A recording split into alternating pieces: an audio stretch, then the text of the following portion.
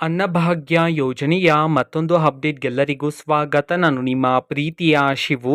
ಇವತ್ತಿನ ಒಂದು ವಿಡಿಯೋದಲ್ಲಿ ಅನ್ನಭಾಗ್ಯ ಯೋಜನೆಯ ಅಕ್ಟೋಬರ್ ತಿಂಗಳ ಅಕ್ಕಿ ಹಣಕ್ಕೆ ಸಂಬಂಧಪಟ್ಟಂತೆ ಒಂದು ಮಹತ್ವದ ಮಾಹಿತಿ ಬಂದಿದೆ. ಅದರ ಬಗ್ಗೆ ನಾವು ಈ ವಿಡಿಯೋದಲ್ಲಿ ಇನ್ಫಾರ್ಮೇಷನನ್ನು ತಿಳ್ಕೊತಾ ಹೋಗೋಣ.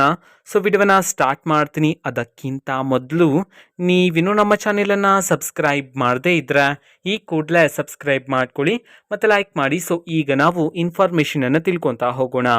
ಅನ್ನಭಾಗ್ಯ ಯೋಜನೆಯ ಅಕ್ಟೋಬರ್ ತಿಂಗಳ ಅಕ್ಕಿ ಹಣವನ್ನು ಇವತ್ತು ಅಂತಂದರೆ ದಿನಾಂಕ 23/12/2024 ಇವತ್ತು ಅನ್ನಭಾಗ್ಯ ಯೋಜನೆಯ ಅಕ್ಟೋಬರ್ ತಿಂಗಳ ಅಕ್ಕಿ ಹಣವನ್ನು ಬಿಡುಗಡೆ ಮಾಡಲಾಗ್ತಿದೆ ಅಂತ ಹೇಳಿ ಈಗ ಮಾಹಿತಿಯನ್ನು ತಿಳಿಸಿರ್ತಕ್ಕಂಥದ್ದು.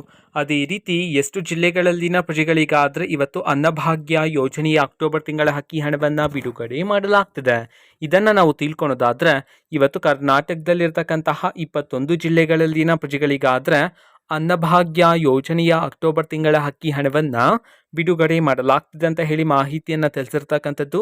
ಸೊ ಈಗ ನಾವು 21 ಜಿಲ್ಲೆಗಳ ಹೆಸರನ್ನು ತಿಳ್ಕೊತಾ ಹೋಗೋಣ.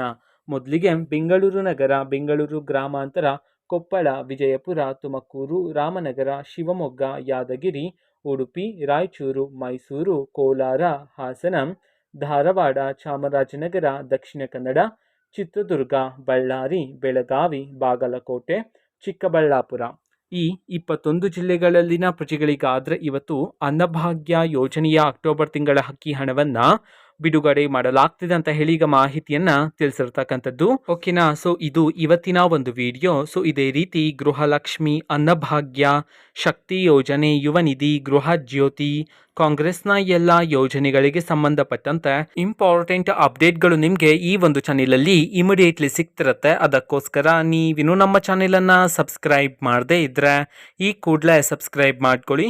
ಸಬ್ಸ್ಕ್ರೈಬ್ ಮಾಡೋದ್ರ ಮುಖಾಂತರ ನಾನು ಯಾವುದೇ ವಿಡಿಯೋ ಹಾಕಿದ ತಕ್ಷಣ ನಿಮಗೆ ನೋಟಿಫಿಕೇಶನ್ ಸಿಗುತ್ತೆ.